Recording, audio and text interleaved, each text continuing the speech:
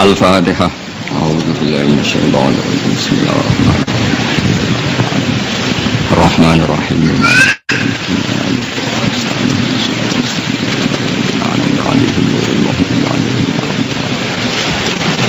Allahumma shalli wa sallim ala nabiyil karim sayyidina Maulana Muhammadin wa ala alihi washabihi ajmain. Amma ba'du. Sebelum kita ngaji, hormat saya khusus terutama kepada Habib Ali Asgaf, Sohibul Ma'had, juga Bapak Quraish Shihab dan beberapa pengurus PSI, teman-teman yang hadir, para muhibbin. Saya akan mulai dari cerita kecil tentang ulumul Quran. Bismillahirrahmanirrahim. Dados saya biasa ngaji Jawa campur Indonesia karena ini di Jakarta saya memaksakan bahasa apa? Indonesia. Sebetulnya saya lebih familiar bahasa Arab, malah lebih gampang. Begini ya. Jadi teman-teman pengkaji Al-Quran yang ikut program PSI mempelajari Al-Quran itu mudah sekali. Saking mudahnya di era itu bahkan orang kafir itu bisa paham. Orang kafir itu orang yang nggak pernah kuliah di IAIN, juga nggak pernah kursus di PSI, juga nggak pernah ngaji tafsir Jalalain itu, tapi kalau Quran dibacakan tuh paham. Ini penting utarakan karena objek Al-Quran, sasaran dakwahnya Quran itu justru kepada orang kafir. Seorang lagi ya, justru dulu objek dakwahnya Al-Quran itu kepada orang-orang apa? Kafir.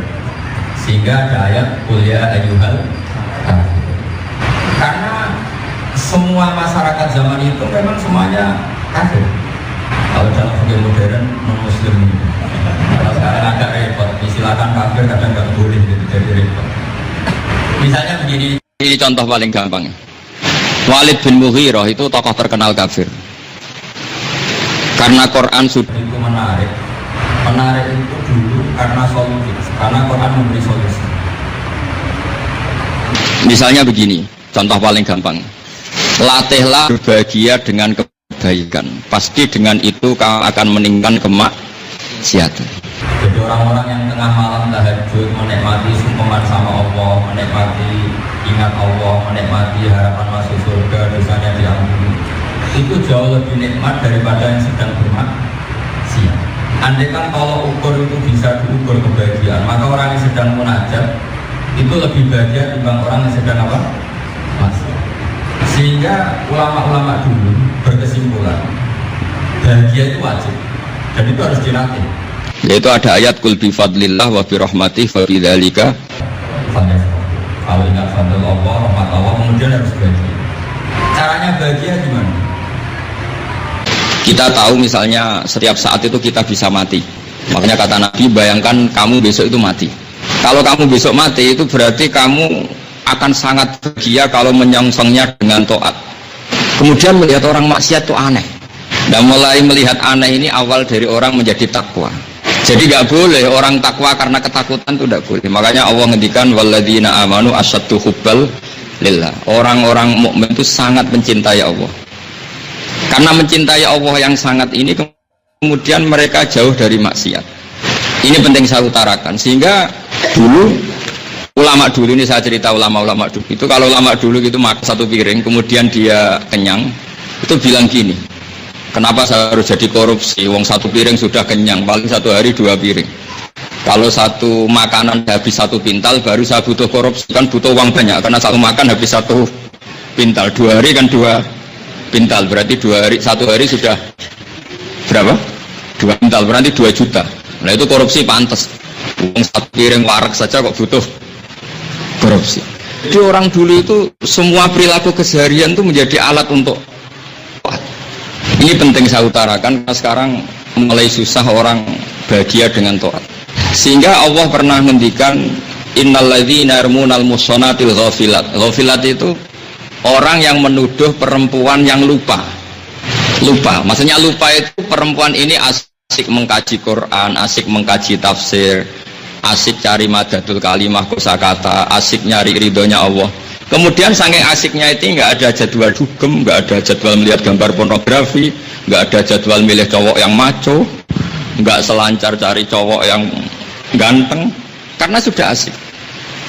Jadi lupa itu diantara cara meninggalkan maksiat. orang-orang yang menuduh innalladzina yarmuna al-muhsanatil ghafilat.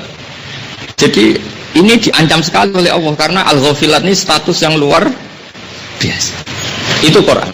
Sehingga Quran zaman itu sudah punya efek at-ta'tsir fin nufus. Sekali dibacakan orang teringat. Kemudian tentu orang-orang kafir itu ingin menandingi Quran. Disewalah orang yang bernama Musailimah al-Kadzdzab. Ada nggak ada yang baca Musailamah? Kalau umumnya di sini baca apa? Apa? Musailamah. Pakai fathah ya? Pakai fathah katanya. Sudah ikut saja sama anak-anak BSK. Nanti nggak boleh ngaji di sini kalau tidak saya ikuti. Ya sudah lah Musailamah. Itu dulu. Nah ini mukaddimah berat tapi ringan tapi berat. Itu dulu orang-orang kafir itu memahami Quran. Sehingga banyak orang kafir yang menjadi Muslim itu ya karena mendengarkan apa? Al-Quran. Saya adalah orang yang tidak termasuk setuju kalau orang untuk memahami Quran butuh sekian kriteria. Kalau untuk fatwa ya betul butuh sekian kriteria. Tapi kalau sekedar untuk memahami Quran itu nggak butuh banyak kriteria. Karena Quran itu zalul, mudah.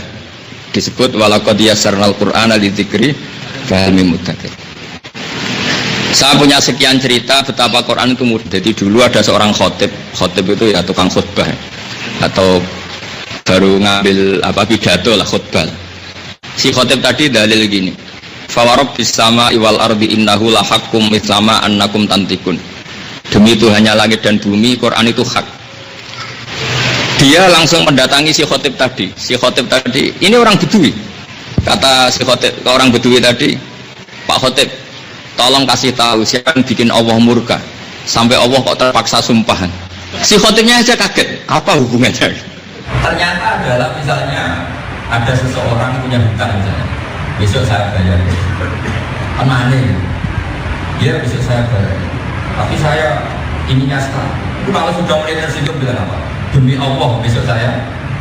Jadi kata demi Allah sumpah itu pasti ada unsur emosinya. Yang namanya sumpah itu pasti ada unsur emosi.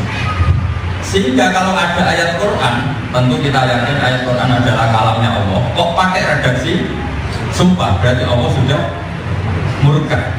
Makanya dia tanya, Pak Khotib, yang bikin Allah murka itu sama? Mau saya labrak ya? Itu orang Bedui tahu, kalau ada sumpah itu pasti ada unsur marah. Sehingga kalian pengkaji Quran itu gampang saja melihat ayat atau dimulai sumpah, pasti Allah mau dukung, mau marah. Itu sudah pasti. Misalnya la uqsimu bihadzal balad satu sesuatu tapi bihadzal balad. Harusnya kamu Muhammad yang orang baik seperti kamu, yang orang suci seperti kamu, yang layak tempat Mekah, bukan kayak Abu Jahal, Abu Lahab. Mesti ada unsur marah. Makanya terjemahnya Quran tafsirul bihadzal balad, seharusnya kamu yang layak menempatmu. Karena dimulai dengan apa? Sumpah. Nah bayangkan sekarang banyak sekali ayat Quran yang dimulai dengan apa? Sumpah. Jadi pasti bisa dipastikan bahwa itu adalah ada unsur Allah itu dukung. Ilmu Quran ini saya memang diminta PSI utamanya dengan kaidah-kaidah tafsir itu satu punya adau besar, punya rasa yang saling, sehingga ayat Quran meskipun tidak bahasa kita akan paham. Termasuk orang kafir sekalipun. Sehingga di buku ini saya cerita Mughirah, Walid itu bin Mughirah, Khalid bin Walid bin Mughirah. Walid ini termasuk musuh besarnya Rasulullah SAW. Si Walid ini kedendam sekali, dia ngawur sekali. Singkat cerita ketika selalu dimusuhi Walid, Nabi keturunan ayat wala tuti kullah halafin mahin hamazin masya'im dinami man'a'il bilkhairi mu'tadin afi utulin ba'da dhalika jamin. Itu ada sekitar 7 sifat. Ada 9 ya? Ada 9 sifat. Kamu jangan mengikuti orang yang banyak sumpah, mahinin orang berperilaku hina, wala tuti kullah halafin mahin hamazin yang tukang mencemooh.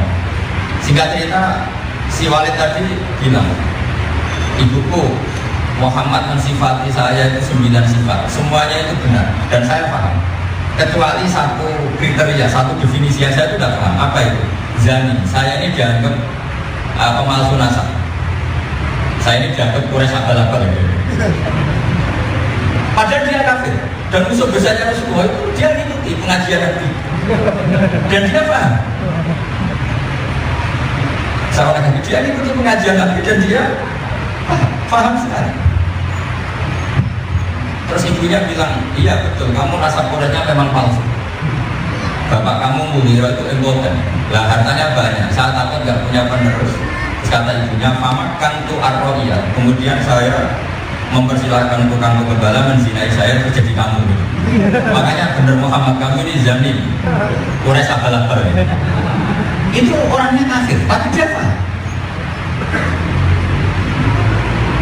Cerita kedua adalah Jubair bin Mut'im. Dia tokoh Quraisy yang datang ke Madinah itu mau jadi negosiator penebusan. Jadi Asra Badrin, tawanan-tawanan orang Badar itu kan boleh dilepas kalau apa? Ditebus. Itu Jubair yang datang ke Madinah. Datang ke Madinah, kemudian dia dulu kafirnya kafir Quraisy. Artinya kafir Quraisy itu non-semitik. Ya seorang tadi kafir Quraisy artinya non apa? Semitik. Dia tidak kafir Yahudi, kafir Nasrani. Ya meskipun tadi panitia pesan yang ringan-ringan, tapi ini tak anggap ringan. Karena nanti tetap paham, nanti di akhir ngaji tak jamin pasti paham, insya Allah. Singkat cerita, Jubair bin Mut'im ini datang ke Madinah mau jadi negosiator, dan dia memang dipasrai suku Quraisy untuk membebaskan tawanan. Ketika sholat maghrib, Nabi baca surat Wattur wa kitabim mastur fi raqim mansur wal baitil ma'mur sampai terus am khuliqu min ghairi syai'in am humul khaliqun am khalaqus samawati wal ardi bal la yuqinun. Jadi terus kata-kata Jubair bin Mut'im fa wa ma taraka Muhammadun li'aqlina syai'an. Muhammad ini menghilangkan semua akal kita. Karena teori ketuhanan non Allah yang tidak Allah itu hilang semua. Kan itu ada pertanyaan gini. Masa langit bumi yang real yang nyata kemudian wujud tanpa pencipta? Kok iso sesuatu wujud tanpa apa? Yang mewujud. Saya pernah didatangi seorang dokter ateis karena dia sekolahnya memang sekolah tentang ateis. Datang ke saya cerita bilang, Pak, saya mau Islam, syaratnya sampai bisa menerangkan Tuhan itu siapa, Allah itu siapa. Terus saya bilang, tapi kalau kamu saya jelaskan mau mengakui Islam, ya. Saya bilang, ayo bodoh bareng gitu, ayo goblok bareng. Maksudnya gimana? Ya anggap saja misalnya rumah kebakar itu ya tanpa sebab. Anggap saja kalau ada hujan yang tanpa sebab. Wah, itu bodoh sekali. Sesuatu pasti ada sebabnya. Ya sudah, Allah itu namanya musabbibul asbab, penyebab dari semua alam raya ini. Ya itu yang namanya Tuhan. Ya itu namanya Tuhan. Lah gitu aja kan enak, nggak usah dibilang itu Allah katanya dia. Jadi kata dia gitu. Jadi sebetulnya kita juga ada kesalahan metodologi. Sebetulnya pertama Al-Quran mengenalkan itu bukan langsung Allah. Iqra bismi rabbikal ladzi khalaq, itu nggak nyebut kata Allah. Muhammad bacalah dengan atas nama Tuhanmu yang menciptakan. Di surat At-Tur juga belum disebut lafaz Allah. Am khuliqu min ghairi syai'in. Masa alam raya ini diciptakan tanpa sebab. Jadi kemudian yang paling mudah difahami manusia adalah alam raya ini nggak mungkin wujud tanpa sebab. Kemudian menurut Islam sebab itu bernama Allah. Karena sebab alam raya ini kan kadung wujud. Kalau sesuatu kadung wujud berarti penyebabnya harus super wujud. Itu oleh ahli tauhid disebut wajibil wujud. Karena alam raya ini diciptakan, tentu yang menciptakan lebih dulu. Maka kita sifati qadim atau disifati al-awwal. Itu sebetulnya metode tauhid mulai dulu. Akhirnya Jubair bin Mut'im itu langsung bilang, iya Mat ya, ya sudahlah saya Islam saja. Jadi dulu Quran itu dibaca itu penuh, sehingga ayat-ayat tauhid argumentasinya itu ya urut. Ada cerita lagi yaitu pengawal Fir'aun itu menjadi mu'min itu bukan karena apa-apa, ya karena pertama kata Musa ditanya Fir'aun, wa ma rabbul alamin, Tuhan kamu itu siapa? Musa masih rileks. Rabbus samawati wal ardi, ya menuhani langit dan bumi. Kata Fir'aun, ma'alim tulakum min ilahin ghairi, setahu saya di bumi yang jadi Tuhan saya tok. Soal kemungkinan di langit terus Haman dipanggil, ya Haman sini, ya Haman nili sorhal ali abluhul asbab samawati fa'attali'a ila ilahi Musa. Haman, saya bangunkan piramida yang tinggi. Saya penasaran. Kalau ada Tuhan di sana, mau saya lihat katanya. Jadi Fir'aun itu masih baik, mau lihat kok. Tapi Nabi Musa tahu ini Fir'aun nggak bener, ini cara logika nggak bener. Untuk mencari Tuhan saja butuh apa? Piramida. Ini pentingnya seorang Nabi. Dia itu fatona sekali, cerdas sekali. Nabi Musa langsung logikanya dibalik. Tidak mensifati Allah Tuhan langit dan bumi, tapi mensifatinya gini. Rabbukum wa rabbu abaikumul awwalin. Kira-kira terjemahan bebasnya yang menuhani nenek moyang kamu. Itu pengawal Fir'aun separuh langsung mukmin. Iya, kali ini Tuhan berarti nenek moyangnya tidak punya Tuhan. Kan Tuhannya masih balita kan kira-kira gitu. Jadi ini Fir'aun Tuhan, mbah Tuhannya lahir barusan. Fir'aun kan barusan punya bapak, punya mbah, punya kakek. Berarti babanya dulu tanpa Tuhan. Ini enggak benar, ini Tuhan terlambat, ini enggak benar ini. Itu gampang sekali dulu tauhid. Makanya itu orang kafir. Pengawal Fir'aun semuanya kafir, tapi dengan logika tauhid tadi paham dia. Iya, kalau Fir'aun Tuhan berarti mbah-mbahnya dulu tanpa Tuhan. Sehingga kalau Quran melogika Tuhan itu gampang sekali. Misalnya tentang menafikan Tuhan Yesus itu Quran ya ceritanya sederhana. Mal masih ibnu Maryam illa rasul qad khalas min qablihir rusul wa ummuhu siddiqah kana yaqulanit ta'am. Ya Isa dan Maryam itu sama-sama doyan makan gitu tok. Karena enggak kebayang misalnya itu tadi misalnya Ustaz Wafa punya tamu Tuhan, satunya tamu Tuhan kayaknya lemes, setelah saya kasih makan baru sehat deh. Kan enggak kebayang punya Tuhan yang sifatnya seperti itu. Terus Tuhannya marung itu. Alhamdulillah saya sedang gratisi Tuhan tadi makan di saya terus tak gratisin. Kan enggak kebayang. Jadi kalau untuk menafikan Tuhannya Yesus, Quran sederhana aja bilang kana yaqulanit. Jadi gampang sekali. Ya ini saya kemarin ketemu Pak Kores, beliau pesan membantu anak-anak PSG. Ini saya bantu. Cara berargumentasi secara Quran itu gampang sekali. Dan saya tiap ngaji sering cerita dulu orang-orang kafir Mekah. Karena kafir itu ada dua nanti ya, kafir Mekah yaitu non-Semitik dan Nabi setelah di Madinah kumpul sama kafir yang Semitik yaitu Yahudi apa? Nasrani. Itu temanya beda sekali. Dulu kafir-kafir Mekah itu cara berpikir urusan banyak, kasus banyak, problem banyak ya Tuhannya harus banyak. Ya orang kan macam-macam kan, mahasiswa mungkin urusi psikopri, yang mbak-mbak mungkin cari jodoh macam-macam, semuanya banyak masalah. Kalau Tuhannya satu tidak cukup, Tuhan harus. Makanya ketika Muhammad ini ngajak satu Tuhan, mereka bilang aja'alal alihata ilaha wahida inna hadza la syai'un ujab. Masa Tuhan satu ini aneh Mat Muhammad. Enggak bisa, Tuhan harus banyak, urusan banyak kok Tuhannya satu tidak cukup Mat. Tapi Nabi secara telaten bilang, telaten itu kontinu, istiqomah bilang, kata Nabi, kalau kamu jadi pembantu, punya majikan banyak, perintahnya beda-beda, kalau nggak dituruti marah, itu seneng. Ya nggak enak Mat, punya pembantu apa, punya bos banyak itu udah enak. Enak mana? Punya bos banyak sama bos satu, enak satu. Ya Tuhan kamu itu bos kamu, yang ngurusi kamu, kalau tuh banyak repot. Ya Mat satu aja kalau gitu. Jadi dulu gampang sekali ngajarin tauhid. Dan itu ajaran Allah. Daraballahu mathalan rajulan fihi syuraka'u mutasyakisu nawarajulan salamal lirajul. Allah membuat satu analogi. Yaitu kalau seseorang jadi pembantu, punya bos satu sama bos banyak itu enak mana? Enak bos satu. Kalau banyak perintahnya beda-beda, kalau nggak dituruti tersinggung. Akhirnya iya ya, kalau Tuhan banyak perintahnya beda-beda kita jadi repot. Ya sudah Mat, Tuhannya satu saja. Itu Nabi. Begitu juga ketika Nabi ngelatih ikhlas. Ikhlas itu kan sesuatu yang kata orang-orang itu sulit. Sebetulnya tuh amal paling mudah itu ya ikhlas. Saya ada ikhlas-ikhlas amat, cuma mudah melakukan ikhlas. Saya ngaji di Jogja ya habis ngaji pulang, di rumah saya juga gitu. Karena ikhlas itu menurut saya mudah. Karena andaikan orang dulu belajar ikhlas dengan hadisnya Rasulullah SAW, maka ikhlas itu mudah sekali. Nabi itu kalau nyontohkan ikhlas itu begini. Kamu kalau tidak ikhlas, kalian kalau tidak ikhlas itu sebagaimana, saya masih hafal teks hadisnya. Karojulin istaro abdan bikholisi malih min warikin au dahabin fayastari faja'ala ya'malu wa yu'tihu latahu li ghairi sayyidi ayyukum sarruhu ayyakuna abduhu kadzalik.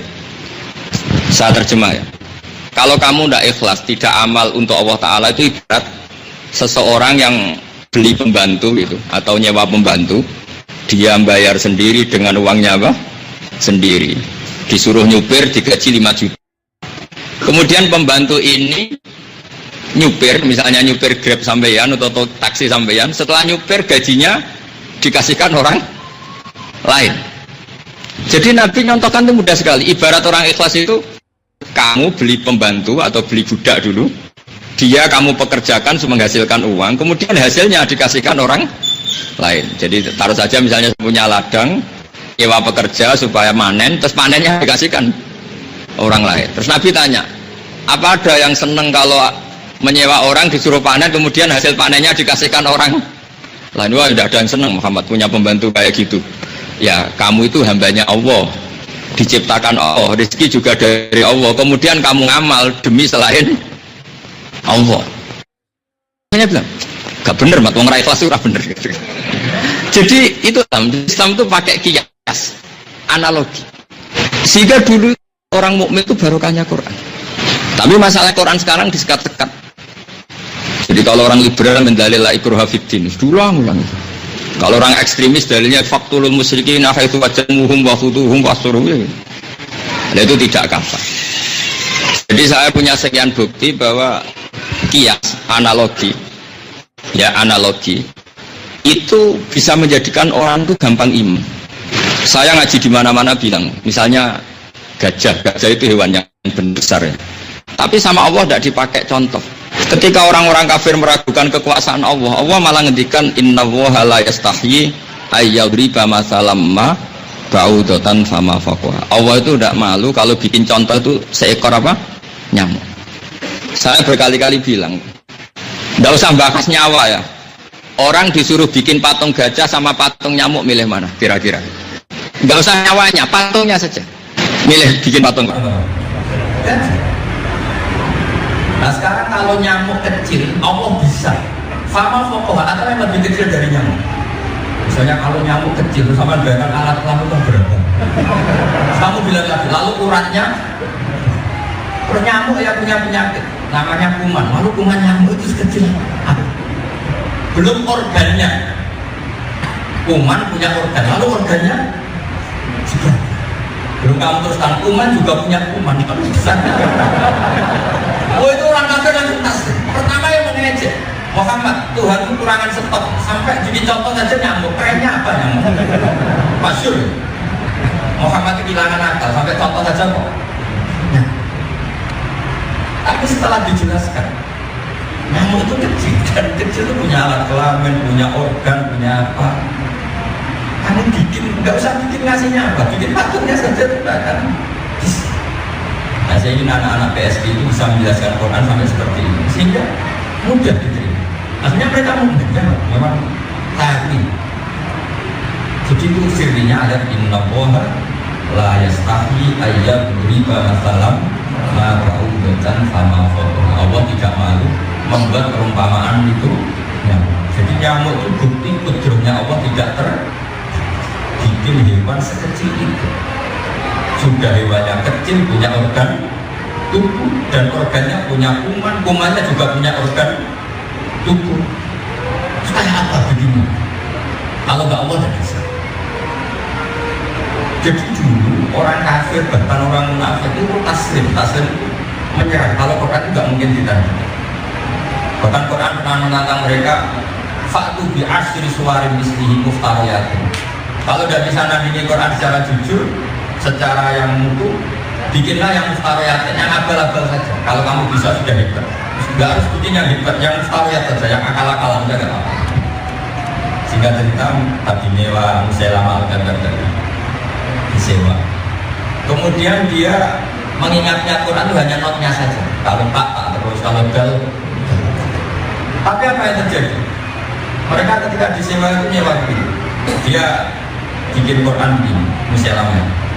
Wazari'ati zar'a falhasidati hasdan falkhobizati khubza falakimati lukma. Demi perempuan-perempuan yang menanam padi, demi perempuan-perempuan yang memanen, kemudian bikin roti, kemudian dimakan. Sampai yang nyewa itu, ini apa-apa? Mutunya itu gimana? Bandingkan dengan Quran misalnya wadariyati darwa. Dariyat itu jamaknya darwa. Darwa itu kekuatan terkecil. Kalau orang dulu maknanya itu atom, mungkin sekarang partikel atom. Kekuatan kecil yang maha besar. Wadariyati darwa falhamilati mikro. Kemudian kekuatan ini bisa mengangkut apa saja. Kapal-kapal besar apa saja itu karena kekuatan atom. Fajariyati isro. Kemudian bisa menggerakkan apa saja. Kemudian dari kekuatan ini fal muqassimati lalu menjadi distribusi atau kekuatan distribusi kemana. Jadi dia ini menandingi ayat wadariyati darwa fal hamilati apa? Mikrofal jariyati isrofal muqassimati ayat yang punya kualitas tadi demi kekuatan atom, kekuatan molekul atom, partikel atom yang kemudian bisa mengangkut apa saja, menggerakkan apa saja. Tentu semua itu ciptaan Allah. Ditandingi dengan ayat wazari'ati zar'a, demi perempuan-perempuan sedang tanam padi. Setelah ditanam ya wal hasidati hasdar, kemudian perempuan ini memanen, setelah dipanen ya fal khobizati khubza, kemudian dibikin roti, terus fala dimati rumah, kemudian ditelan, dimakan. Kata yang nyiwa saja ini apa-apa, singkatnya terus diberakan.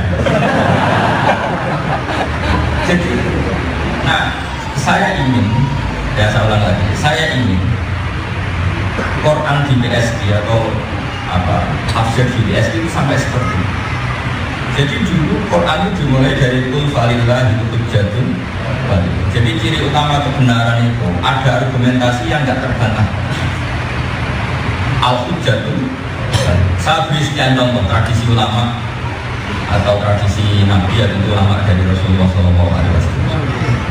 Misalnya begini, ini gampang sekali karena ciri utama kebenaran itu mudah dicari. Nabi pernah bilang, pernah ngendikan gini, al-qatil wal maqtul finnah, yang bunuh dan yang dibunuh itu di. Nah, sahabat tanya, hadza al-qatil fama baru maqtul. Oke ya Rasulullah, kalau qatil masuk neraka enggak apa-apa, dia kan dibunuh. Lalu dosanya yang terbunuh itu apa? Kata Nabi, innahu kana harisan ala qatli sahibi. Yang terbunuh pun mentalnya pembunuh, cuma dia sial saja terbunuh. Jadi sebetulnya orang kalau duel pakai pedang itu kan sama-sama mentalnya pembunuh, cuma ada yang sial akhirnya terbunuh, kata Nabi. Lalu oke ya Rasulullah, kalau yang qatil masuk neraka, kalau matul yang terbunuh masa masuk neraka, dia kan teraniaya, dia terbunuh. Kata Nabi, ya nasibnya terbunuh tapi mentalnya pembunuh. Ya terus ya oke. Jadi gampang sekali Nabi kalau memberi apa? Memberi apa? Nabi kalau guyon itu ya tetap nggak bohong. Masyhur ada seorang tua terus main ke Nabi terus agak kemalaman itu bilang, ya Rasulullah saya ini harus cepat-cepat pulang karena saya jalan kaki. Kata Nabi, la ahmilan nabi ala minah. Ya nanti kamu tak tumpahkan anak unta. Nanti tak sewa, tak pinjemin anak unta saya. Kata perempuan tadi yang sudah tua, apa yang bisa saya lakukan dengan anak unta? Sehingga tidak pas mau pulang dikasih unta tua, ya unta normal itu. Ya Rasulullah, katanya anaknya unta, kok ini unta tua? Kata Nabi, yang sebut tua ini anaknya unta. Jadi Nabi itu relax saja. Jadi makanya Nabi itu punya unik, wayang zaku walayakulilah. Nabi itu sering guyon, tapi walayakulilah akon, tapi tidak bohong. Itu susahnya bukan main guyon, tapi tidak bohong. Ya kan salahnya dia menafsirkan kalau anak unta itu kecil. Meskipun tua kan juga anak. Ya kan Nabi lah bilang nanti alamin nanti tak tumpah anak.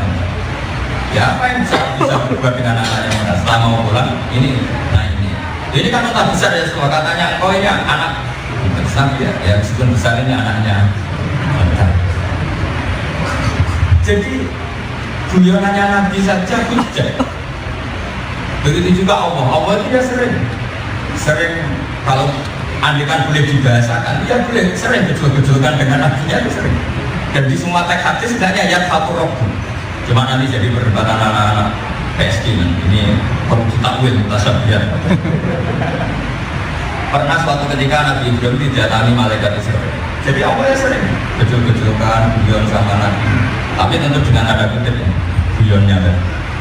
Kata Nabi Ibrahim, kamu siapa? Salah malaikat mati. Saya disuruh nyabut nyawa kamu. Enggak, nanti dulu, kamu mesti enggak benar nih, mesti. Cuma Nabi Ibrahim lebih santun, bukan Nabi Musa. Kalau kita Nabi Musa malah malaikat Ibrahim diculik sampai matanya keluar. Kata Musa, saya ini kalimu, orang yang selalu dapat kabar langsung dari Allah. Kok kamu bilang mau cabut saya, Allah belum kasih tahu, pasti kamu bohong. Dijotos sama Nabi Musa. Kalau Nabi Ibrahim relatif sopan. Tidak benar dia kok. Terus Israel ditanya gini, hal ro'aita habiban yumitu habiban, hal ro'aita khalilan yumitu khalilan. Masa ada kekasih membunuh kekasihnya? Pasti kamu bohong. Saya ini Khalilur Rahman, masa kekasihnya mau dibunuh? Ya karena Israel gak ahli debat ya diam aja. Ya gak pernah sekolah, mungkin gak pernah ngaji. Terus kembali ya Allah kata ya Ibrahim gini. Dan Allah gak tersinggung. Allah ngajari Israel satu argumentasi ilmiah. Dia bilang gini kabar Ibrahim, hal ro'aita habiban yakrahu ayal ko habiban. Datang lagi Israel, gini kamu tetap saya cabut, logikanya begini, hal ro'aita habiban yakrahu ayal ko habiban.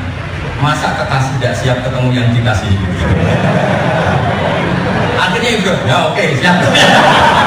Jadi dulu itu relate. Jadi Allah ngajari Israel dia. Akhirnya iya, kekasih kok tidak siap.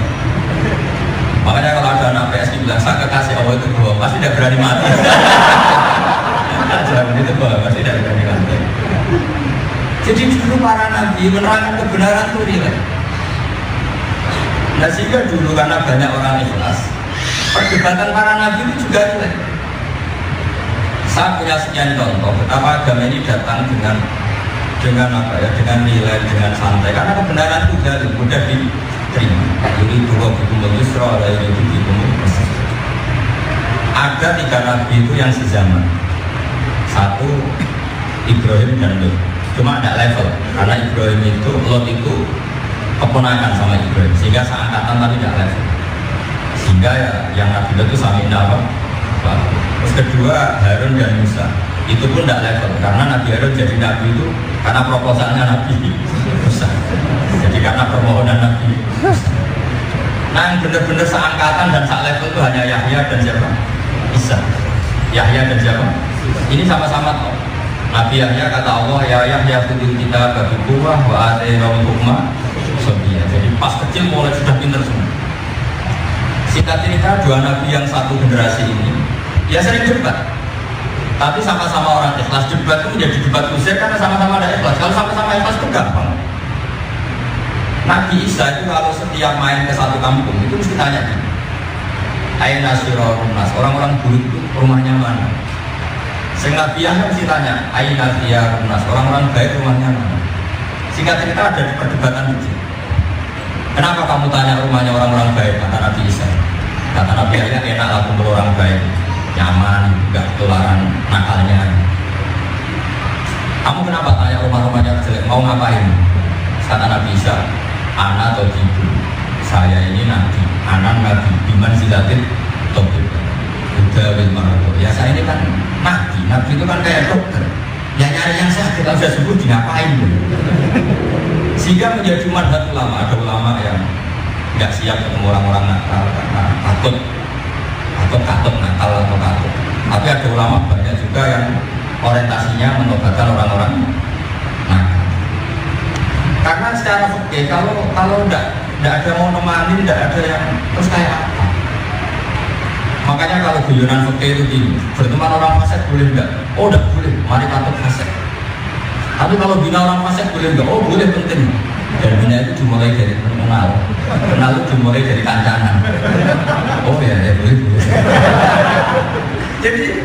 Jadi fikih itu bisa dinego. Karena memang ada logika. Di sini ada logika. Makanya membawa agama ini ibarat kayak sampean punya keponakan nakal. Terus kemudian sering benjian sama lanang itu bening. Ada seorang yang bijak nggak pernah negur karena nunggu momen yang tepat. Akhirnya anak ini mengira nggak dosa atau nggak salah karena setiap ketemu keluarganya nggak ditegur. Yang satu pamannya keras sekali, serata aku ponakanku kok ngono potongannya. Kesimpulannya apa? Yang rileks ya akhirnya nggak didik sama sekali, bahkan menjadi justifikasi seakan-akan itu barang halal. Yang ekstrim juga natijahnya sama, tidak sempat didik karena ketemu saja tidak mau. Jadi intinya ekstremis sama liberalis itu sama-sama akhirnya nggak manfaat bagi umat. Makanya Islam itu selalu di garis tengah. Kalau bahasa orang PSI mungkin moderat tadi, selalu di garis tengah. Memang susah di garis tengah. Karena antara kita tarbiyah dan tidak membiarkan barang batil kita akui sebagai barang hak. Ya memang susah, tapi Rasulullah itu bisa mengelola itu. Maka semua nabi itu punya sifat fatona, kecerdasan. Kayak tadi misalnya orang dari menuhankan orang kafir menuhankan Tuhan banyak, kemudian nabi bisa membantu mereka berlogika bahwa Tuhan itu satu. Sampai dengan analogi tadi, kalau kamu jadi pembantu, kemudian majikan kamu banyak, perintahnya beda-beda, kamu mau enggak? Enggak mau ya Muhammad. Untuk mereka masih jangkar yang Muhammad karena mereka belum iman. Setelah begitu terus, ya sudah, Tuhan kamu itu ibarat majikan kamu, Tuhan kamu. Kalau Tuhan banyak, nanti repot. Akhirnya mereka ekstrom. Makanya pesannya ada berbawa masalah rojulan fi syuraka umutasyabisuna wa rojulan salamal birojul hal yasjawiyani masalah. Pesannya alhamdulillah. Jadi zaman itu saja orang kafir jadi kafir. Makanya ini penting pelajaran bagi kita semua. Kenapa Quran sekarang menjadi sulit? Karena tadi Quran itu diterjemah, kemudian dari terjemah itu ada orang yang latah menfatwakan hukum dengan hanya berdasar apa? Terjemah. Dan itu yang terus menjadi sulit. Andaikan Quran dibiarkan sebagai Quran dengan kekuatan jamiul kalimnya, satu kalimat yang komplit, yang mujizat, insya Allah Quran itu mudah. Saya beri sekian contoh, misalnya ini, saya pernah ditanya, terus kenapa Quran yang mengajarkan akhlak, kemudian Quran itu kadang kasar, misalnya membahasakan orang kafir itu sumum, hukmun, umyun. Umyun itu terjemahan bebasnya itu buta, kalau orang Jawa bijak. Terus saya beri contoh gini, misalnya ada orang buta lewat kemudian nabrak meja ini, itu karena apa? Karena buta. Kenapa kok nabrak meja? Karena tidak tahu. Terus bedanya apa? Misalnya kemudian meja ini wujudnya itu wujud serius apa enggak? Wujud yang serius. Menabrak meja karena tidak tahu. Terus tidak tahu itu disebut buta, disebut umyun. Sekarang orang jalan nabrak tembok, buta, tidak tahu. Kemudian nabrak tembok karena berarti tidak tahu barang wujud yang bernama tembok, kemudian ditabrak. Sekarang pertanyaannya, orang kafir tidak tahu Allah, padahal zat yang menciptakan.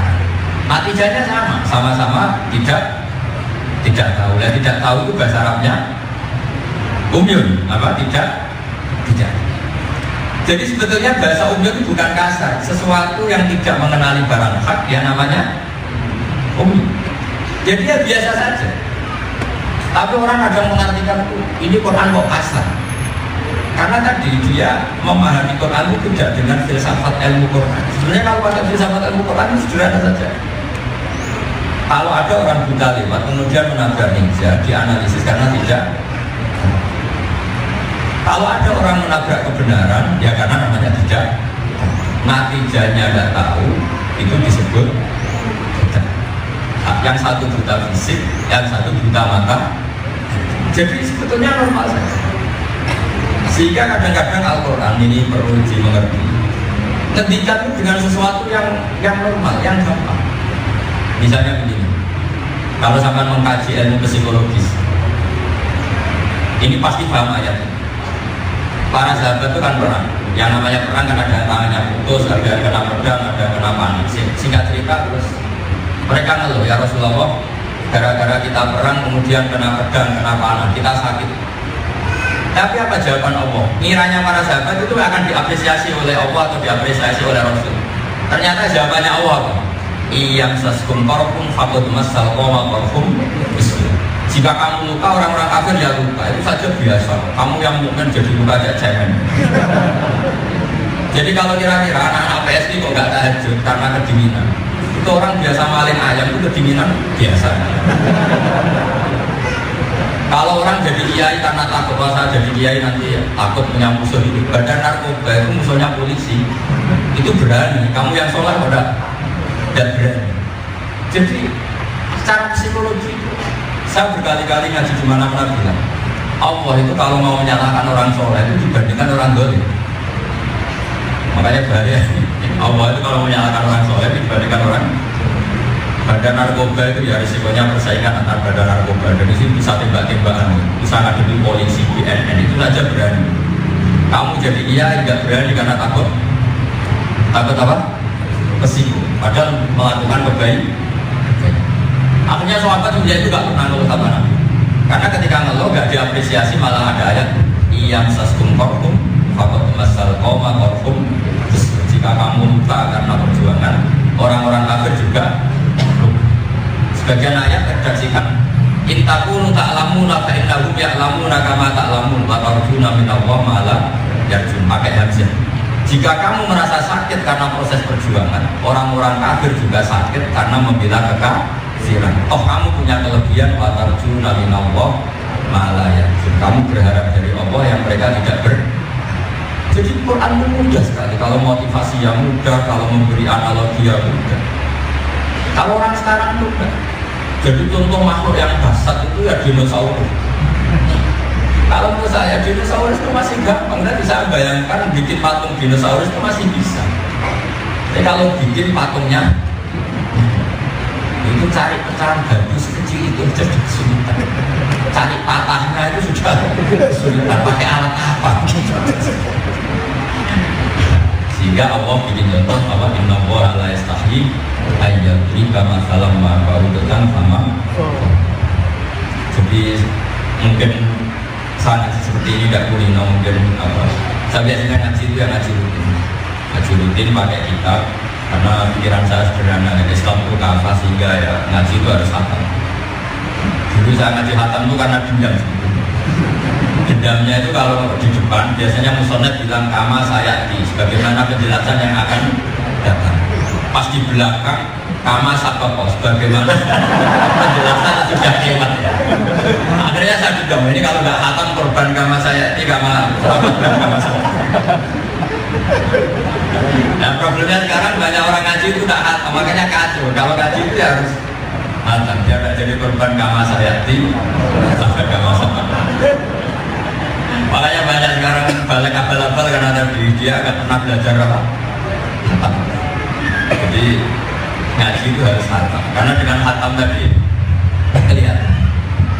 Di sini mungkin makalah saya terakhir tentang orang kafir. Orang kafir itu ada dua. Satu kafir non ahli kitab disebut kalau di kitab itu musyrik Mekah. Zaman itu istilahnya musyrik apa? Dua kafir sendiri yaitu Yahudi apa? Nasrani. Makanya ada ayat lam yakunil ladzina kafaru min ahlil kitabi wal musyrikin. Jadi kafir satu kategorinya ahli kitab, dua kategorinya kafir apa? Musyrik. Ini penting saya jelaskan biar nggak rancu dalam analisis.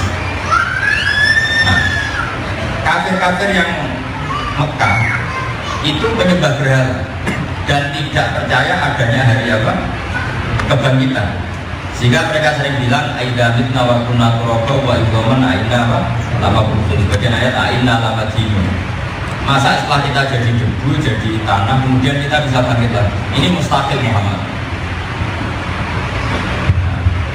Mustahil kata dia. Masa sudah jadi debu, kok jadi apa? Manusia. Sekarang pertanyaan saya pada anak-anak PSI, orang Yahudi Nasrani pernah berpikir gitu enggak? Enggak. Bahkan mereka percaya sekali kalau ada hari kebangkitan kita. Cuma orang Nasrani yakin langsung masuk surga bersama Bapak di surga. Sebab itu yang kafir jenis Yahudi Nasrani itu ayatnya waqalu la yadkhulul jannata illa man kana hudan. Artinya mereka percaya hari kebangkitan enggak? Percaya dan mereka yakin langsung masuk surga. Sehingga sudah ada dua kafir. Kafir pertama enggak percaya hari kebangkitan. Kafir kedua percaya tapi mengklaim kalau surga milik. Dan Nabi secara argumentatif bisa menjelaskan satu-satu. Pernah ketemu orang kafir yang nggak percaya hari kebangkitan itu ada tulang belulang yang sudah membiru itu dikremes ini.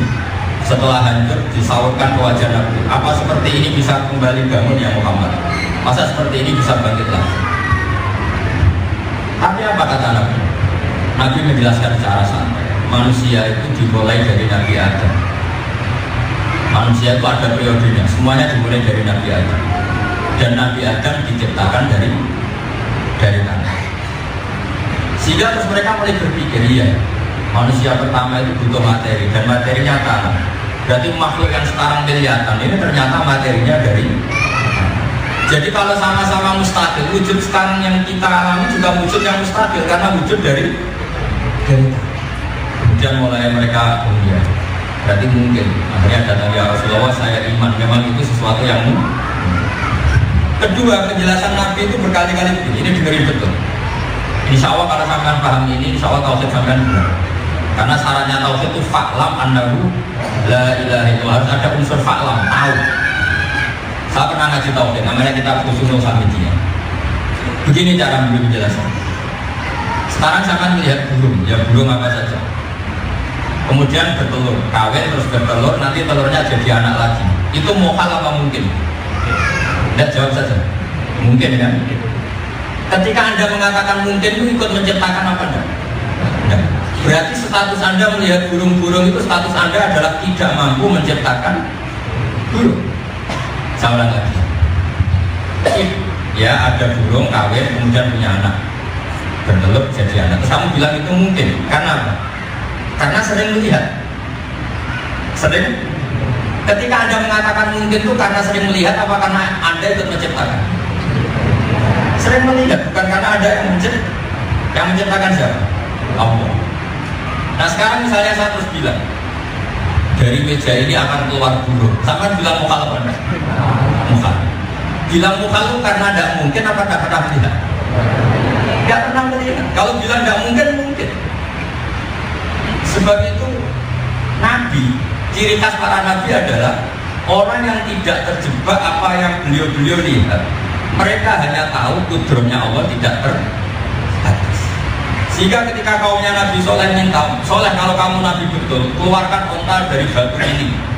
Nabi Soleh bilang, iya gak masalah. Terus minta sama Allah, onta keluar dari wakil kaum dulu, kok bisa ya? Terus Nabi Soleh kan, memangnya onta yang lahir dari onta kamu bisa menciptakan? Ya gak bisa, ya sama aja kan. Jadi sebetulnya kita ini bilang mukhal dan tidak mukhal itu terjebak oleh pandangan rutin. Bedanya apa coba? Burung yang normal sama burung yang keluar dari batu. Bagi Anda bedanya apa? Kan tidak ada bedanya. Burung yang normal itu ya kamu tidak mampu menciptakan. Berarti bukti dalam itu kudrotillah, bukti kemampuan Allah. Yang keluar dari batu juga bukti kemampuan. Tapi manusia inginnya bukti kemampuan Allah itu dibuktikan keluarkan onta dari. Wah kali itu hebat, kita tidak mampu. Memangnya unta yang normal kamu mampu bikin? Makanya ketika umatnya Nabi sering minta mujizat, itu Nabi Muhammad ditegur sama Allah, ojo turuti terus. Cukup inafi khalqis samawati wal ardi wastilafil laili wan nahar. Sebagian ayat diturunkan wa ma min dabbatin fil ardi wala ta'iri yatiru bi janahihi illa umamun amsal. Karena logika yang terbangun. Saya mohon semua umatnya Nabi harus cerdas seperti ini. Saya ulang lagi. Burung yang sering terbang itu kamu bilang mungkin kan? Mungkin, wajar kan? Lalu Anda terlibat gak dalam penciptaannya? Lalu kalau unta keluar dari batu seperti mujizatnya Nabi Soleh, wajar kan? Enggak, mungkin enggak. Kamu mampu gak? Terus sama unta yang wajar mampu gak? Enggak kan sama. Sehingga para nabi itu tahu betul kalau semuanya itu bukti kekuasaannya. Dan nabi itu orang yang nggak pernah terdikte oleh fenomena alam. Jika nabi ya tenang saja karena mengandalkan kudroh. Ini syarat utama daftar jadi wali harus imannya. Masyhur. Nabi itu perang Khandaq itu kelaparan semua, itu hampir 2.000 atau 3.000 pasukan. Ketika Rasulullah begitu kelihatan kelaparan, Jabir berinisiatif minta istrinya masak sama nyembelih kambing kecil, memotong kambing kecil. Kata istrinya Jabir, yang manggil Rasulullah maksimal orang 6 sampai 8. Setelah Nabi dibisikin, ya Rasulullah datang ke rumah saya ada makanan tapi maksimal orang 6 atau 8. Tapi apa kata Rasulullah? Ya halal kontak halimu ila Jabir. Ayo orang kontak datang semua ke rumahnya Jabir, dia bikin makanan. Wah itu istrinya marah-marah. Sesuai tabiat asli perempuan. Wah, kamu bodoh sekali, saya sudah bilang orang mam ini malah orang banyak. Katanya, harus sudah bilang, tapi Nabi tidak nurut. Tapi apa yang terjadi? Semua itu makan dan kenyang semua. Ya karena tadi, pertanyaan saya begini, beras menjadi beras itu wajar kan? Anda ikut menciptakan? Tidak, tidak mampu kan bikin beras. Beras jadi nasi, kemudian bikin kenyang, terus sistem saraf bekerja, sistem urat bekerja, kamu ikut mampu gak? Jika pikirannya Nabi, setelah didongani Nabi, orang 3000 makan semua. Atau orang tua, kok bisa? Memangnya beras biasa kamu bisa bikin? Tidak bisa juga kan? Dan Nabi itu orang yang gak terdiktir oleh alam yang dilihat, sehingga beliau tahunya hanya kudratullah tidak terbatas, sehingga santai. Nabi sesantai-santai. Nah peristiwa Mi'raj itu jenis seperti itu. Misalnya ada listrik wajar, ada kekuatan pesawat wajar. Memangnya kalau wajar Anda bisa bikin platinum, Anda bisa bikin kekuatan ini, kan dia tetap tidak bisa. Karena sering terjadi kamu katakan mungkin, yang nggak pernah terjadi kamu katakan mau. Maka kata Imam Sanusi, awal dari kemusyrikan adalah Rabbul adat, Rabbul sabat al-adi, mengkaitkan sebab adat dianggap satu hukum yang final. Padahal kita sering terjebak tadi. Saya ulang lagi ya, sehingga kita terbiasa mengatakan misalnya ada burung terbang itu kayak ada bukti kudratnya Allah. Tapi kalau burung keluar dari Dimas Kanjeng itu kayak bukti kudratnya Allah, ya enggak, ya sama saja. Yang wajar pun Anda tidak mampu menciptakan. Sehingga Allah berkali-kali mensifati dirinya, saya adalah zat yang menciptakan. Ini penting saya utarakan, jika para nabi itu ya tenang saja. Karena beliau-beliau ini tahu kudratullah tidak masyhur. Sama tadi cerita ini perang Badar itu musuhnya Nabi itu 1000, sahabat hanya 300. Pasnya 313, tapi kita bedakan 300. Itu satu pedang untuk orang 10. Jadi kalau perang kegendenan kan mesti perang kegendenan. Oh itu mesti kalah, kalau teorinya mesti kalah. Tapi Nabi ya santai saja, ketika itu gak masuk akal, sahabat gak mau ikut. Nabi bilang gini, lah hujan awal waktu bisa tetap ke Badar meskipun sendirian. Akhirnya sahabat bilang, udah Nabi ikut. Sehingga sebetulnya ikut mereka itu ya sambil geremeng. Makanya merasa sambil geremeng itu sah ya. Sah. Ayatnya memang seperti itu. Makanya ini kan anak-anak PSI saya mohon hafalnya Quran sampai seperti hafal saya.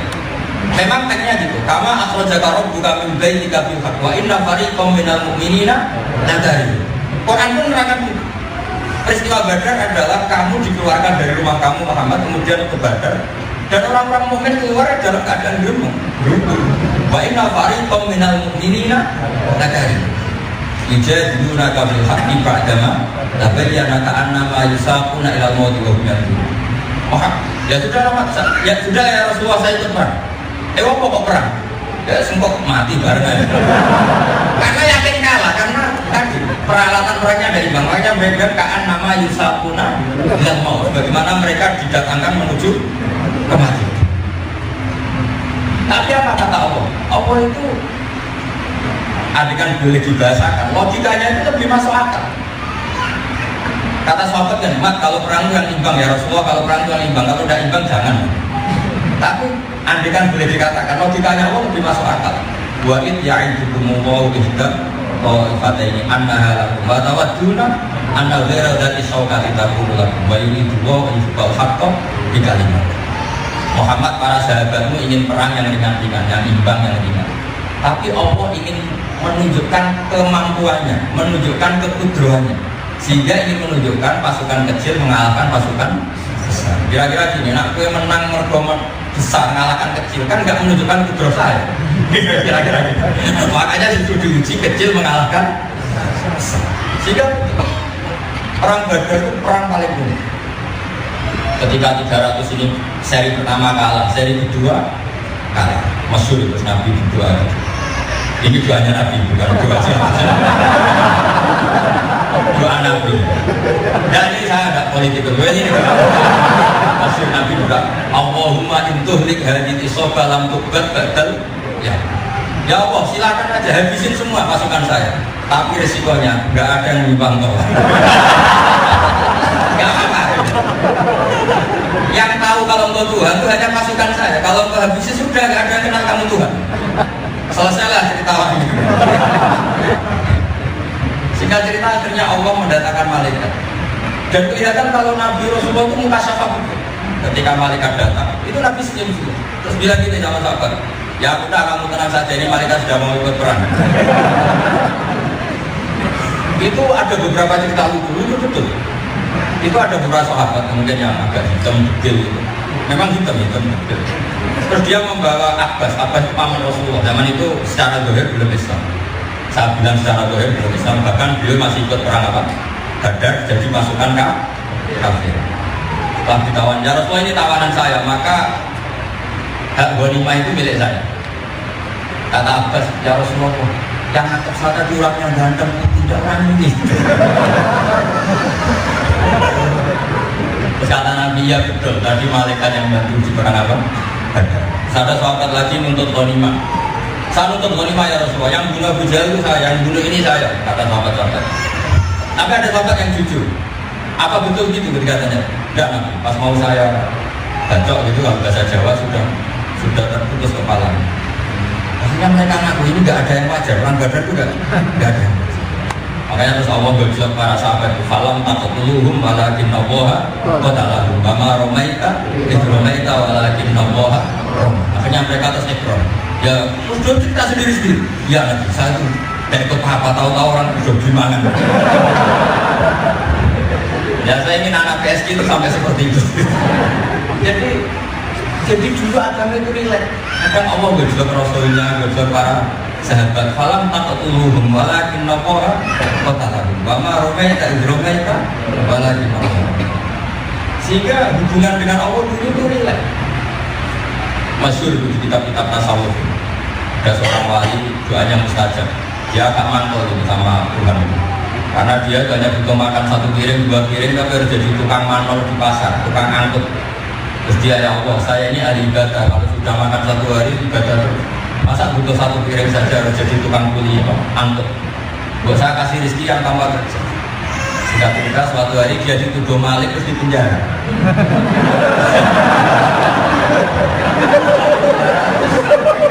Ya sudah, dia makan tanpa apa? Ya Allah, kenapa kejadiannya gini? Kan kamu ingin dapat rezeki tanpa kerja. Ya begini. Jadi makanya doa itu hati-hati kan.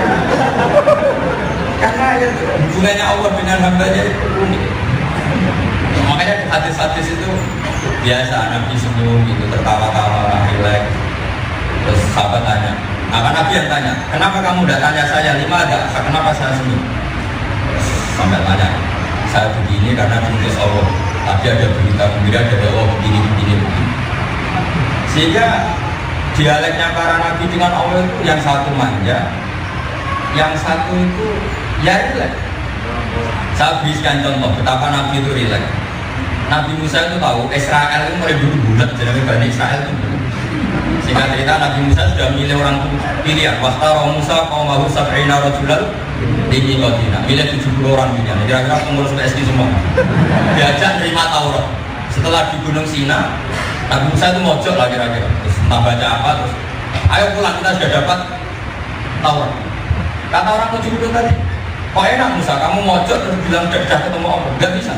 Lanuk minalaka hatta narawaha. Kita ada bisa iman kalau nggak sama-sama melihat Allah secara jauh. Nggak bisa. Kemudian Allah tersinggung, mudah Nabi kok minta ketemu apa? Pak Akhodat Humus, soalnya disambar bledek mati semua. Nah pas mati semua itu unik. Nabi Musa saking manjanya sama Allah itu bilang, ya Allah ini apa-apa? Ini 70 orang supaya jadi saksi saya menerima Taurat. Kalau mati semua saksinya siapa? Ayo ya Allah hidupkan lagi. Itu sama Allah hidupkan.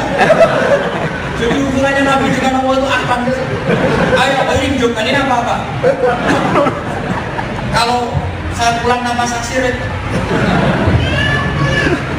Kalau enggak ya sekalian saya mati sudah biar selesai. Jadi yang dimaksud Rabbi lau syi'ta ahlaktahu min qablu. Kalau misal membunuh saya sekalian. Terus atuhlikuna bima fa'ala sufa'u. Kalau gini, omongan orang bodoh jangan pertimbang ngebel atau apa. Ya sudah gitu, manjanya Nabi Musa sama Allah. Anta waliyuna faghfir lana warhamna wa anta khairul ghafirin. Kata Allah ya tidak tersinggung. Allah sudah bilang, ya Musa ini stofaitu ba'ala nasi birisalati wa bi. Allah tidak tersinggung. Dan barokahnya Musa yang seperti ini, akhirnya kita dapat sholat 5 waktu. Andai kan Nabi Musa, Nabi Ibrahim, kita ya 50. Ketika Rasulullah Mi'raj itu Nabi Muhammad diberi tugas berapa, sholat berapa? 50. Nabi Ibrahim tanya, ada apa kamu dipanggil Allah? Disuruh sholat 50 ya gimana? Nabi Ibrahim karena tipikal samina. Nabi Musa itu Nabi yang paling frontal. Sebetulnya frontalnya itu bukan kasihan kita, karena beliau itu egois, agak egois. Masyhur. Nabi Musa kan kira-kira di langit sampat kalau nggak 5, karena di semua riwayat itu mutoriba, riwayatnya mutoriba, urutan-urutan. Kalau nggak 4 ya 5. Ketika Nabi Muhammad sudah melintahi batas dia, itu dia nangis. Bertanya sama Allah, Ma'ibkika ya Musa, ini Nabi yang lebih junior ketimbang saya kok melangkai makam saya. Gak terima dia, kenapa itu makamnya Nabi. Setelah Nabi pulang datang, kenapa dipanggil Allah? Disuruh sholat 50 kali. Bilang, irji, kata irji hufas al-hukak. Kamu kembali ke Tuhan, minta keringanan. Itu alasannya itu. Fa'inna ummati la tutikunal. Umat saya gagal aja nggak kuat, apalagi umatmu. Jadi sebenarnya dia tidak demi kita. Tetapi sudah penting barokah. Umatku. Wa ini qadaratu Bani Israel. Bani Israel sudah saya uji dan mereka badannya lebih kuat lebih tapi itu saja tidak mampu, apalagi umat. Irji ila rabbika fas'al. Ayo kembali minta keringanan. Minta keringanan. Tapi awal itu hanya 5 kembali ke Musa. Berapa masih 45? Masih nggak kuat. Kembali lagi. Dan Rasulullah karena orang yang akhlaknya baik disuruh seniornya ya malu. Sampai 9 kali. Terakhir itu tinggal 5. Itu Nabi Musa masih bilang, irji ila rabbika fas'al. Itu kalau diturun tidak jadi sholat.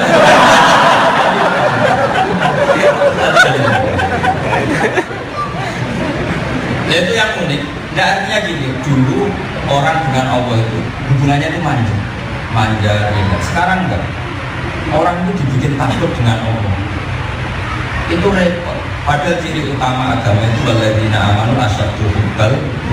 Senang itu ya senang, enggak tertekan, enggak apa ya. Jadi saya mohon sekali untuk menciptakan rasa senang dengan Allah itu tidak senang. Sehingga kalau kita hubungan dengan Allah takut, itu repot. Makanya di cerita para wali itu, meskipun cerita ini kadang orang-orang sekarang nggak setuju, tapi saya punya kitabnya. Abu Yazid Al-Bustami itu kalau sholat itu menurut semalaman. Singkat cerita dia tanya, orang yang setelah saya itu siapa ya Allah? Ternyata ditunjukkan orang yang tidur di pinggirnya, yaitu. Oh, itu nggak terima dia. Tapi dia ibadahnya ada kayak saya. Terus kata Allah, ibadah tenanan itu karena kamu nganggap saya ini terlalu formal. Jadi kalau enggak salah, kalau enggak salah. Kalau itu tahu saya baik, tahu saya ada apa-apa terus ditinggal tidur. Jadi makamnya sama dengan kamu. Jadi orang kadang terlalu ibadah itu kan setengah suudzon gitu. Kalau berlebihan gitu ya. Kalau berlebihan itu kan seakan-akan itu enggak. Seakan-akan rahmat Allah hanya bisa didapatkan dengan cara seperti itu. Tapi ada orang tidur karena aminan min makrillah, dia merasa Allah itu baik-baik saja. Dan memang sholat itu tidak wajib ya sudah. Jadi ya makanya masyhur dalam thariqah para alami ini. Sayyid Abdul Al-Haddad itu terkenal disiplin. Itu kalau ada murid masyhur sama cari di kitab Al-Qawaid Al-Mukhtarah karangnya Habib Ali. Dia muridnya Habib Zain. Itu Habib Ali, Habib Abdul Haddad. Kalau ada orang ditanya, kamu punya guru siapa? Misalnya si A. Kalau mengajar pernah nangis enggak? Enggak pernah. Sudah, gak usah ngaji orang itu, hatinya atas, gak pernah nangis. Tapi kalau Sayyid Abdul Hasan Asadi, beliau Al-Hasani, kebalikan. kamu punya guru siapa itu? Pernah senyum nggak? Pernah tertawa nggak? Kalau nggak pernah. Udah berhenti, kalau usah ngaji, orang nggak bisa syukur. Karena yang memang masalah. Orang nggak bisa nangis ke suatu kondisi, nggak bisa senyum, nggak bisa tertawa juga ke suatu kondisi, orang nggak bisa syukur. Makanya di Ihya itu di juz 1 itu Imam Ghazali meringatkan hadis inna min khiyari umati qauman yadhakuna jarran min saati rahmatillah. Di antara umatku pilihan adalah nanti umatku yang kalau tertawa itu kenceng-kenceng, saking yakinnya banyaknya rahmatnya. Terus buaya itu nasiran min khaufi adab, tapi kalau sudah bermalam dia nangis karena takut adabnya. Karena begini, saya sering dijajahi bapak saya, nak ajiri lagi beliau. Kenapa? Wong nang omah wis sumpah mikir utang. Nek ngaji sumpah nomone. Sumpah peminggu. Jadi itulah. Jadi dulu para nabi, para wali itu dengan Allah itu karena tahu Allah Ar-Rahmanur. Ini terakhir makalah saya tutup dari Ihya. Di Ihya juz terakhir, ketika Ihya ditutup, itu beliau cerita di bab saat rahmatillah, bab luasnya rahmat. Itu ada orang sudah di neraka, di belenggu, di borgol ini didatangkan Allah ke surga, 2 orang. Ini nanti bisa kami praktekkan setelah diakhirat. Setelah dipanggil Allah, kita tanya gini sama Allah, ya Allah itu memang kadang seperti ini. Gimana di neraka? Enak. Ya gak enak, Gusti sarwa makan. Tempat paling buruk ya neraka. Ya tapi kamu di dunia beli, kamu harus masuk neraka. Ya udah kembali. Kan satu keluar kenceng semangat dia mau berpraktek kenceng. Terus kita kok semangat gitu. Ya Allah, saya sudah kapok ketika di dunia kalau pemerintah ada semangat ini pemerintah maksud saya. Karena dia kapok di dunia kalau pemerintah ada semangat. Apa kata Allah? Ya sudah, kamu di surga saja. Kalau ada semangat lari ke neraka. Saya kapok kalau zaman di dunia pemerintah lelet, makanya saya sekarang semangat. Malah panggil udah kamu di surga. Yang satu enggak, lengah juga semangat. Ya, semuanya enggak semangat. Ditanya, kenapa kamu lengah terus? Nengok terus gak semangat kan orang? Ya Allah, saya itu tidak pernah nyiram kau demikian. Tak kira setelah dibagi di surga gak disuruh ke neraka. Makanya saya tadi janggal iskal. Masa engkau begitu?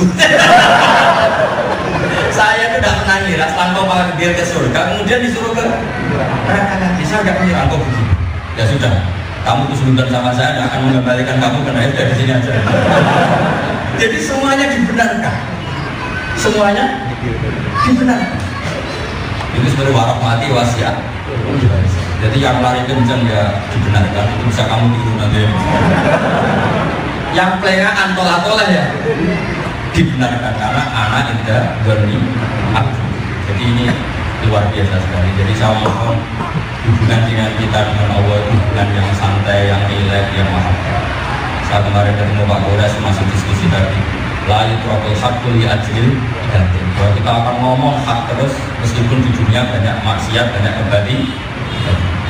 Dulu banyak orang-orang sufi yang samping lanjut dunia sudah rusak, kemudian uzilah di atas dunia. Ini era gurunya Imam Ghazali yang diceritakan Imam Ghazali di kitab Minhajul Abidin. Setelah di atas gunung ya mereka rileks ibadah apa yang terjadi? Ada beberapa wali datang bilang begini, taraktum ummata Muhammadin fi aidil mubtadi'ah.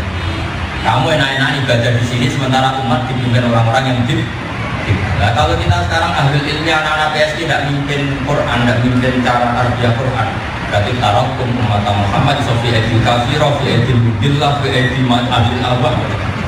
Jadi Uzlah itu gayanya baik, tapi sebenarnya dia tidak ikut bertanggung jawab terhadap proses perjalanan umatnya Rasulullah Shallallahu Alaihi Wasallam. Makanya ini penting. Jadi ya sudah. Makanya saya berkali-kali fatwa di mana-mana. Kalau ada orang mati karena mobil oplosan, tetap harus ada dia yang datang. Meskipun mantel mau mati kok karena apa? Kita datang apa? Karena janazatul muslim dia dikelola secara Islam, dikafani, disolati, dikubur.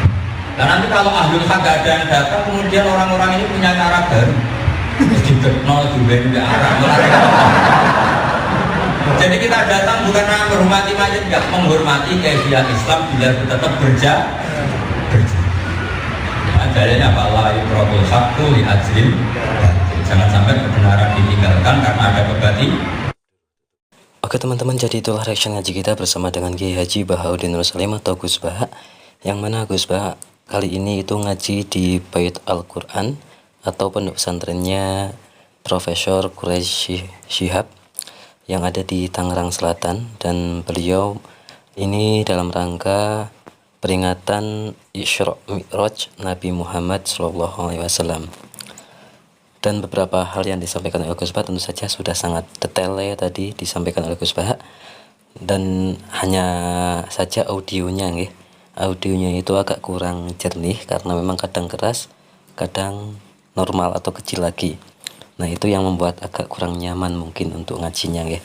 Tapi nggak masalah, yang penting ngajinya beberapa yang disampaikan oleh Gus Baha itu tentunya masih bisa terdengar, masih bisa dicerna oleh diri kita. Semoga itu menjadi ilmu yang bisa kita tangkap, menjadi ilmu yang menjadi amal ibadah Gus Baha sebagai amal jariah, terhitung sebagai amal jariah berupa ilmu manfaat dunia akhirat untuk kita semua. Dan semoga itu menjadi berkah bagi Gus Baha dan juga berkah untuk diri kita, untuk kita para muhibbinnya. Ya teman-teman, kita doakan saja semoga Gus Baha senantiasa sehat, senantiasa diberikan panjang umur, diberikan kesempatan untuk terus-menerus memberikan keilmuan-keilmuannya kepada kita semua, sehingga ilmu itu menjadi bekal kita untuk hidup di dunia maupun di akhirat kelak. Dan semoga itu salah satu wasilah kita mendapatkan syafaat Rasulullah Muhammad SAW. Gitu aja ya teman-teman, mohon maaf banyak kesalahan. Ada masukan ataupun kritisan ataupun tanggapan dari teman-teman, silahkan tuliskan di kolom komentar. Cukup sekian, terima kasih. Wassalamualaikum warahmatullahi wabarakatuh.